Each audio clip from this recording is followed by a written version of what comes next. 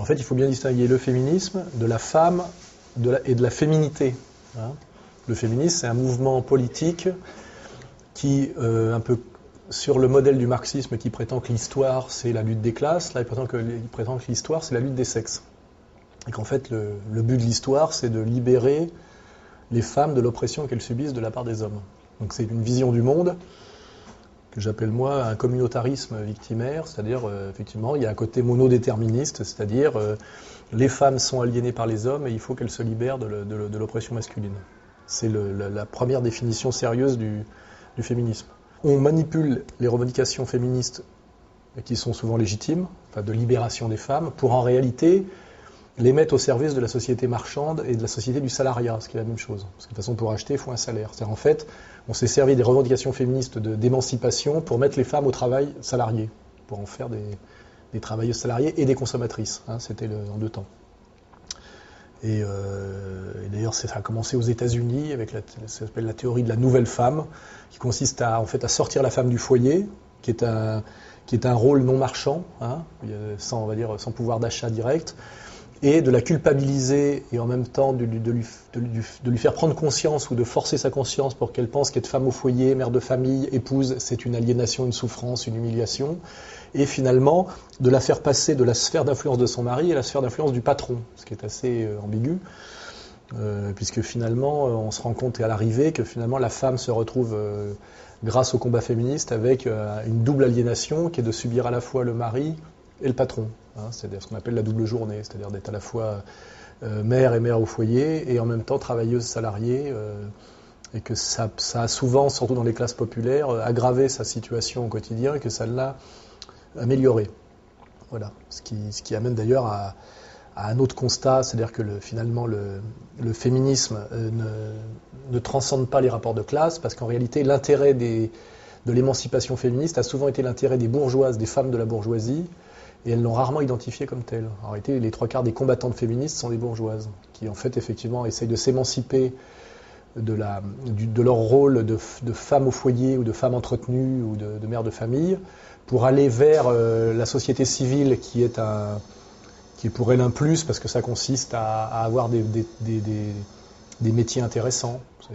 On le voit, ça peut être avocate, chercheuse, libraire, etc. Alors que chez les femmes des classes populaires, c'est non seulement s'occuper de la maison, des enfants et du ménage, mais en plus se retrouver ouvrière à la chaîne. Et ce qui est assez intéressant, c'est que du côté des classes populaires, en fait, l'émancipation des femmes passe plutôt par échapper à l'impératif de production et au salariat, pour pouvoir limite devenir femme entretenue, femme au foyer, ce qui est un luxe et une aspiration pour les femmes des couches populaires, c'est échapper à l'impératif de production du travail, alors que dans la bourgeoisie, c'est échapper à l'ennui de la maîtresse de maison de la bourgeoisie pour accéder à une vie sociale plus intéressante dans des métiers intéressants. Ce qui veut dire qu'il y a une opposition en termes de classe entre ce à quoi aspire la bourgeoise en termes d'émancipation et ce à quoi aspire la femme des couches populaires. Et le féminisme a rarement identifié cette contradiction. Et il est assez facile de voir que la plupart des leaders féministes sont en général des femmes de la bourgeoisie. C'est-à-dire ça correspond à la sensibilité de la bourgeoise de gauche.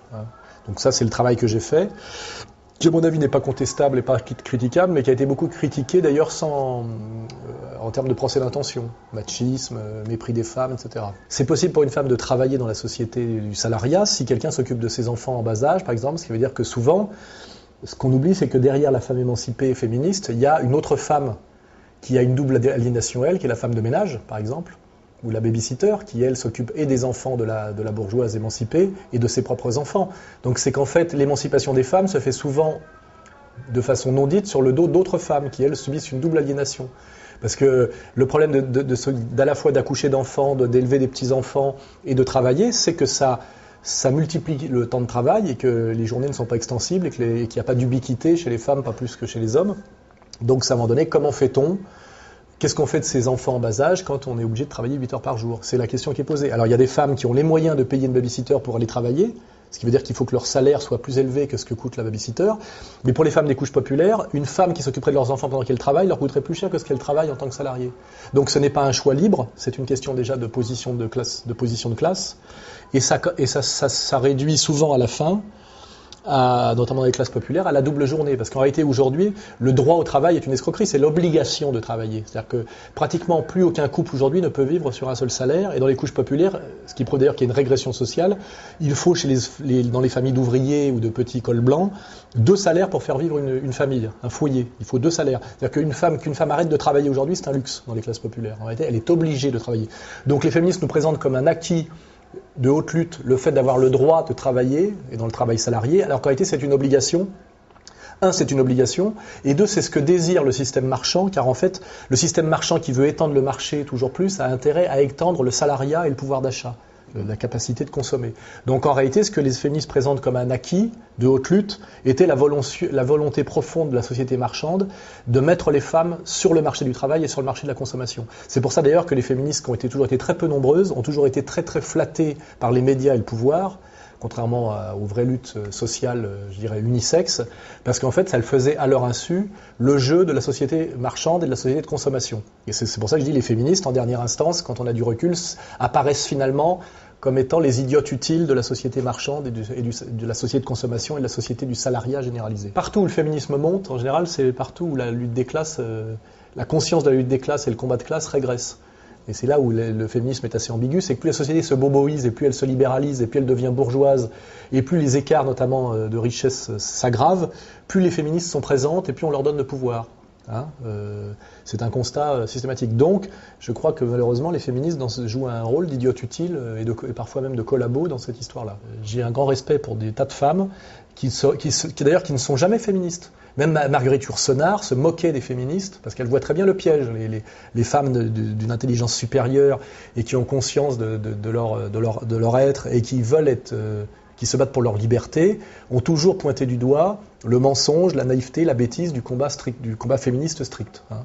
Et même certaines héroïnes féministes comme Madame Halimi a écrit un bouquin sur le tard, là, où elle avoue en gros qu'elle a fait tout ça pour faire chier son père et que c'est finalement une histoire oedipienne et bourgeoise. Et souvent le féminisme se réduit à un règlement de compte oedipien et bourgeois, et l'exemple le plus flagrant étant Simone de Beauvoir. Simone de Beauvoir, c'est la preuve que le féminisme, c'est de la merde, hein, intégralement.